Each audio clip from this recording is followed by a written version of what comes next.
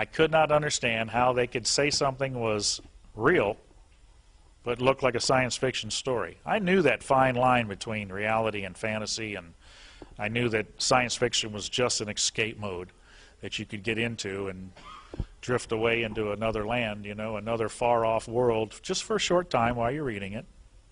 But this book blurred those lines. So I bought it. I said, how can this be? Started the book on the plane. I was up there in Anchorage visiting my brother for about 9 days, and that book started to consume me. I had to finish this book. So every spare moment I had that I wasn't being the tourist up in Anchorage, I was reading the book. When I got home, I had a hunger to know what this UFO phenomenon was about. I had no idea. There was nothing in my vocabulary dealing with UFOs before picking up that book. I've been working at a boat company at the time, many years there, trying to raise my young son. I took him to Alaska with me. He was 6 years old at the time. I was a busy man. I had worldly things I needed to take care of and survive. I wasn't interested in all this weird stuff called UFOs. Didn't follow it on TV, didn't watch it on the movies really, until this book caught my attention. Very good book. Give them guys credit for the way they put it together. But that started me on a quest to find out what this was about. I came across some people in the Orlando area that belonged to an organization called MUFON, the Mutual UFO Network. I went and introduced myself to these people and got to talking with them. Actually, one of them actually had a museum that he had opened up on International Drive in Orlando where the tourist section is. It was open for a couple of years. Ended up being good friends with the guy for a while. He was a former state section director for the Orange County area where Orlando's located. And I got to questioning him, and I went to see his little museum that he had and walked through it. It was a historical type museum that he had set up for the tourists to come to. Really nice. And as I made trips over to talk with him, being he was local to me, about 45 minutes away, he saw that I was starting to develop a keen interest in this whole idea of UFOs. So he pulled me aside and he says, how would you like to go from just reading about this stuff to maybe doing actual investigations? I said, well, that sounds cool. I said, I can really do that? And he says, yeah. He introduced me to MUFON. MUFON builds up field investigators to go out and be able to handle these sighting reports and do the investigations to build a database that they've been building since 1969 when they were founded. They have thousands upon thousands upon thousands of documented cases in their database. Still don't have an answer to what this is. It just continues. He showed me how I could go through the training to become a field investigator. Very good training, by the way. They got an excellent manual, Field Investigator's Manual. You have to take a test. It's an open book out of the manual, but let me tell you, it ain't easy. But it'll get you educated on how to do investigations. They'll send you out with other investigators that have done this and get you prepared to actually do investigations. What's interesting as I look at this today, compared to when I first started out, my profession has changed over the years, and I'm actually a safety specialist at the Kennedy Space Center. And part of my job is doing incident investigations.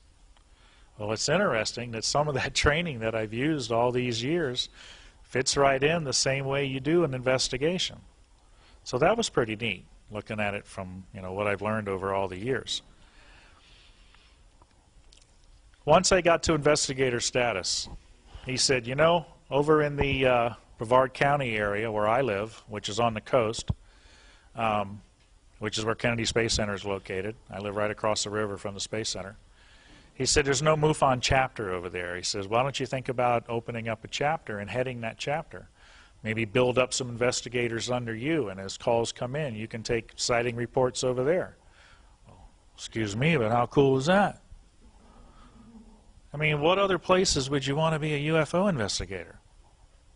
Maybe somewhere out in the desert in Nevada, maybe. Roswell, maybe? Kennedy Space Center? That's too cool. Over that area? Do they have activity? That's classified. No, They do. There's people that talk about seeing things all over that area. I worked on a number of investigations down there back in the early mid-90s. So I decided this would be very good. I would take on a chapter in Brevard County. I did. I became a state section director. State section director for MUFON is over a county or a number of counties. And they always try to throw 2 or 3 more at you. Well, depending on what state you live in, those counties could end up causing you to travel hundreds of miles to follow up on your area to do an investigation. It's all voluntary. You don't get paid as a MUFON representative. But I enjoy it. And it's been an experience being involved with MUFON. I still am a MUFON member. I'm still a field investigator. I've stayed with them. I had the opportunity to talk to the new international director, Clifford Cliff, down at the convention center this afternoon. Nice gentleman, had a good talk with him. But this is where I started getting into the research. First couple of years, it was basically following up on sighting reports. Sighting reports, you get your name out there to where they can come in through the sheriff's department, police department, the newspaper. People don't know who to call, okay, when they see something. But there are a number of people taking calls, believe me. People are always wanting to get on the phone and report something. What you want to do as a MUFON state section director is get your name out there to where they'll give you that call. And you can go out and respond to it, because they sure don't want to do it. You know, they're busy doing real crime and real issues that need, be taken care of. So if you decide you might want to do something like this, I'm giving you the way it works. Another thing that MUFON asks you to do is hold monthly meetings so that the public can be made aware of MUFON's presence, and you can talk to them and educate the public on the whole phenomenon of UFOs. We did this. We used a room like this in the Cocoa Public Library. They don't charge you to use a room. I had it on a once-a-month basis, Sunday afternoon, and I'd open it up, and we get anywhere from half as many to as many people as I see right here in our monthly meetings. These people were hungry to know what this phenomenon was about. And when you tell them you're a MUFON representative and you want to share with them things, they show up. What's interesting is you get a really strange assortment of people showing up. When you advertise that you're having meetings about UFOs to the public, oh yeah, it gets very interesting on the type of people that come to these meetings. We shared with them the work we were doing. We shared videos that we could keep. We tried to entertain them so they keep coming back, and hopefully they become involved. And that's what we kind of do as MUFON reps. Okay? But we were still doing UFO sighting investigations. Well, how many can you do before you finally get to the point where you realize you're chasing your tail? I said MUFON's got thousands upon thousands of investigations under their belt since 1969, and they still don't have an answer. Well, something I was starting to see in my monthly meetings were people coming in claiming these odd experiences, saying that they had been in contact or had been through this abduction experience, saying that they had met these entities, whether they liked it or not. Well, we started looking at this and got to thinking, we're chasing lights in the sky. These people come into our meeting and sitting right here at the table said that they've been in contact with the things that are driving the things we're chasing. Excuse me, shouldn't we be talking to them? They're front line, not chasing past history events where you show up hours later or days later to try and do an investigation. You can talk to the people that have been there. So we did. We started taking their stories. We started talking to them and letting them share with us what they've been through. But one thing that scared us in the beginning was we realized these people, they weren't happy people. They were like the people I just read about. They were having tough times. They were troubled. They thought because we were UFO investigators, we had all the answers. We didn't have any answers. We were just wanting to hear their stories, see if we could find some answers. But we wanted to be very careful not to cause any more damage to these people. So we studied, the group that I was with, myself and my investigators, we started focusing on studying every aspect of the UFO abduction experience that we could get our hands on. All the major players that have written or talked about the experience and the research. We consumed it before we started into this, so that we knew what we were dealing with. We wouldn't be caught off guard by surprise. We even had women investigators working with us, because a lot of the details you get from the female experiencers are very personal.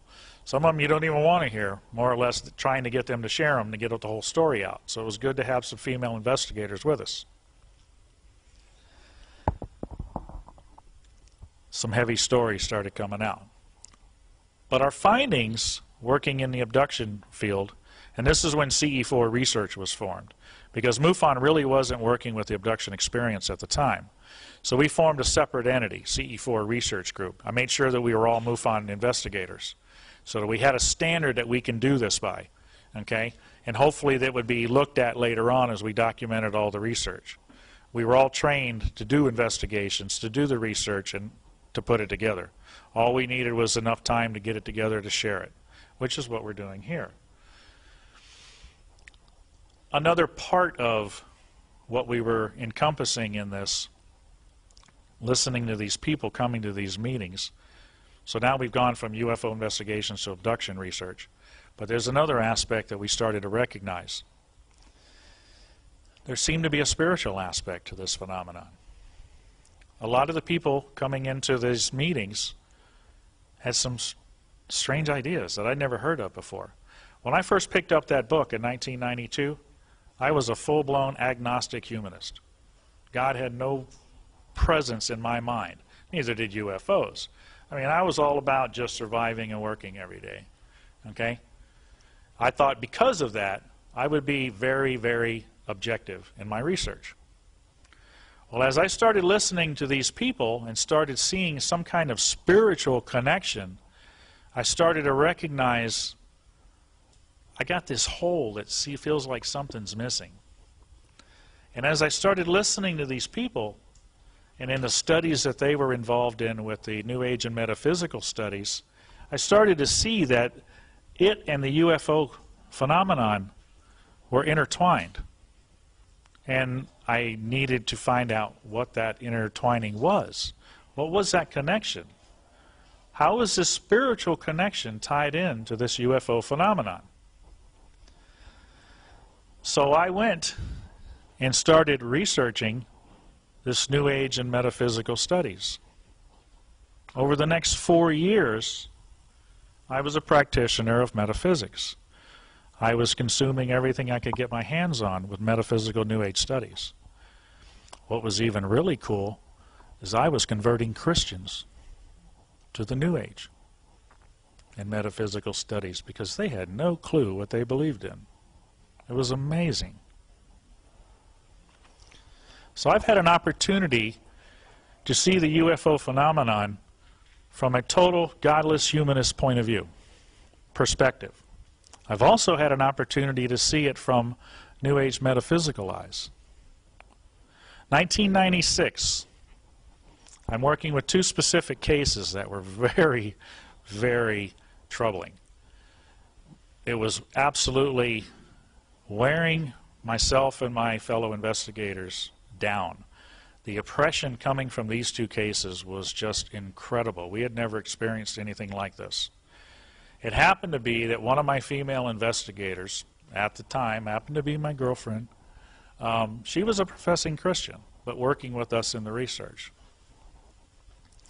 I told her to keep her Christianity to myself, and I'll be fair and keep my New Age stuff to myself. So we got along fine that way.